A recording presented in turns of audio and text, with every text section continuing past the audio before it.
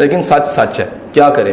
آپ جائیے جا کے بڑے اداروں میں جہاں پہ کلچر آ چکا ہے, وہ کہہ رہے ہیں کہ جو بچہ یہاں سے پڑھ کے گیا اگر 10 سال بعد واپس آ کے لیکچر دیتا ہے تو وہ ان بچیوں کو بتائے گی, بچی یا بچہ, کہ میں نے کیا مسائل فیس کیے جو تم نہ کرو تمہارا ٹائم بچ جائے, یا تم کم از کم اپنی گرومنگ میں کیا چیزیں شامل کرو. میں جب مینجمنٹ کو, یونیورسٹیوں کو, وائس چانسلرز کو کہتا ہوں, وہ کہتے ہیں ہمارے بس میں نہیں ہے سر. میں کہتا ہوں نہیں ہے, لیکن کم از کم اطلاع تو دے دیں کہ پتر جڑے رٹے لائی جاندے پے ہو جا کے فیلڈ چ کام نہیں آنے. جڑی پی ایچ ڈی کر رہے ہو اے پڑھانا جے ٹھیک جے, لیکن ریئل ریسرچ جڑا کرنے والا لازم نہیں انہیں پی ایچ ڈی بھی کیتی ہوئے. جڑا ایک مزاج ریسرچ کرنے والا وہ زیادہ ضروری ہے پی ایچ ڈی. پاکستان میں سینکڑوں پی ایچ ڈی ہیں لیکن مزاج ریسرچ والا نہیں ہے, اور پی ایچ ڈی بھی ویسے ہی کاپی پیسٹنگ سی ہوتی ہے جیسے میٹرک میں ہم ساری چیزیں کر لیتے تھے. تو وہ جو ریسرچ ہے وہ مزاج میں نہیں ہے. چلے گئے ہم ریسرچ کی طرف. آج کے دن آپ کے لیے ایک چھوٹا سا یہ میسج ہے کہ خدا را اس کرپشن جو ملک میں ایک عام ہو چکی ہے, کیا ہے اس کرپشن کا نام ہے پیشن کچھ ہے, پروفیشن کچھ ہے. بندے کو کہیں اور ہونا چاہیے تھا, بندہ کہیں اور ہے. اور یہ میں ٹیچنگ سے آغاز اس لیے کیا, یہ ہمارا قریبی آبزرویشن ہے. آپ کیونکہ اس کو دیکھتے ہو 16 سال کی تعلیم میں, آپ ابھی فیلڈ میں جاؤ گے تو آپ کو پتہ لگے گا ایسا مس میچ بہت جگہ پہ, سرجنز کے ساتھ بھی, ڈاکٹرز کے ساتھ بھی ہے, بڑے لوگوں کے ساتھ یہ ہے کہ جس کام کے لیے وہ پیدا ہوئے تھے وہ کام وہ نہیں انہوں نے کیا. اور کیا کیا, جو بھیڑ چال چل رہی تھی, آنکھیں کھولی, سارے دوڑے تھے, انہوں نے بھی دوڑنا شروع کر دیا. یہ دیکھا ہی نہیں کہ یہ میری ریس ہے بھی کہ نہیں ہے, یہ میرا قبیلہ ہے بھی کہ نہیں ہے, یہ میرا پروفیشن ہے بھی کہ نہیں ہے, اور یہ میرا پیشن ہے کہ نہیں ہے. سو خدا را یہ ضرور سوچئے کہ جو کام کرنا ہے اس کی اسکل, ٹیلنٹ اور ساتھ وہ مزاج کو ڈیولپ کیجئے. اگر وہ مزاج نہیں ہوگا بیٹے ایکسل نہیں کرو گے. 80-20 رول ہے دنیا میں چل رہا ہے. 80-20 رول کیا ہے, دنیا کے کسی بھی فیلڈ کے 80% لوگ جو ان سے ترقی نہیں کرتے. 100 کی کلاس میں 80% ایوریج ہوتے ہیں, پاس ہو بھی جائیں تو گزارا کرتے رہتے ہیں. دنیا میں ایکسل کرنا ہوتا ہے 20% ہے. 80-20 رول بن گئے. 80-20 رول یہ کہتا ہے کہ 80% کہ بے شمار چیزیں جو ان کو ملنی چاہیے تھیں وہ 20% کو اس لیے ملتی رہتی ہیں, وہ ٹیلنٹڈ ہوتے ہیں. اور ٹیلنٹڈ کا ہمیں ڈیفینیشن صرف ایک ہی بتائی گئی ہے. آپ ذرا المیہ دیکھیے گا, ڈیفینیشن سنیے گا. 80s تک دنیا میں آئی کیو کا رول چل رہا تھا, آئی کیو ہوتا ہے. آج بھی آپ کے جو ایپٹیچیوڈ ٹیسٹ لیے جاتے ہیں وہ آئی کیو بیسڈ ہے. ایسا ممکن ہے کہ آپ ایم ایم جی پڑھ رہے ہو, اسٹیٹس بھی پڑھا رہے ہو. ایسا ممکن ہے آپ سے پروبیبلٹی کی باتیں کی جا رہی. ایسا ممکن ہے کہ آپ جو ان سے وہ میتھ کو بھی تھوڑا سا سیکھنا پڑ جائے آپ کو. بات سمجھ رہے ہیں. دنیا 86 کے بعد یہ سوچنے پہ مجبور ہو گئی کہ تعلیم کو, نظام کو آئی کیو پہ شفٹ کرنا ہے, ای کیو پہ شفٹ کرنا آئی کیو سے. اور وہ ای کیو کے ساتھ ملٹیپل انٹیلیجنس تھیوری آ گئی.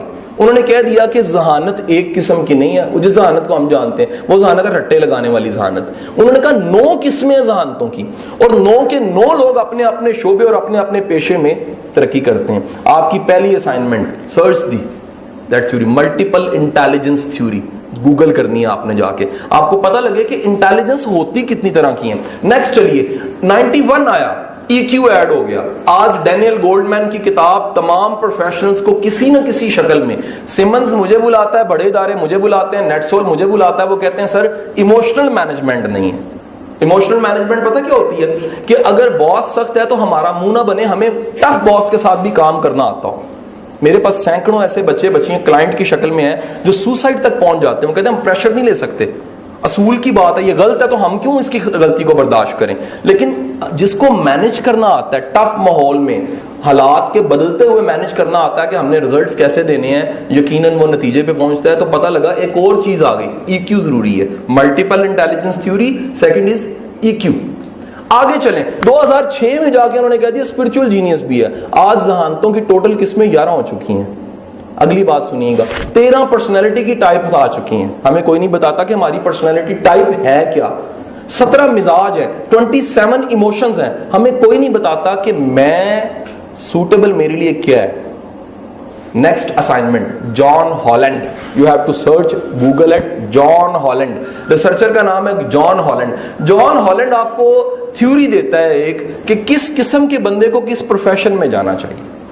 اور اگر آپ اس پروفیشن میں ہیں, اگر غلط میں ہیں تو چھوڑے نا, اپنی وہ سکلز بہتر کر لیں جس میں آپ بہتر ہیں, تاکہ کمبینیشن بن جائے. میری بات سمجھ رہے ہیں آپ؟ ایم بی اے ڈگری ہے نا جی, ایم بی اے سے بینک میں جاب ہوتی ہے. میں غلط کہہ رہا ہوں؟ MBA سے بینک میں جاب ہوتی ہے, MSc سائیکالوجی کیا ہوتا ہے جی؟ اس سے آپ میں سے کوئی بتا سکتا ہے؟ اس سے کلینک شاید چلتا ہوگا. آپ کے ذہن میں یہ ہے نا, پاکستان کا سب سے مہنگا ٹرینر بھی MSc سائیکالوجی ہے, Qaiser Abbas. Is charging 5,50,000 rupees a day. 5,50,000 روپے ایک دن کا چارج کرتا ہے. ٹھیک ہے, سوال پیدا ہوتا ہے اس MSc سائیکالوجی ڈپارٹمنٹ میں کوئی بتانے والے نہیں ہے کہ بیٹے ذہن کو کھولو, کلینک سے آگے بھی دنیا ہے.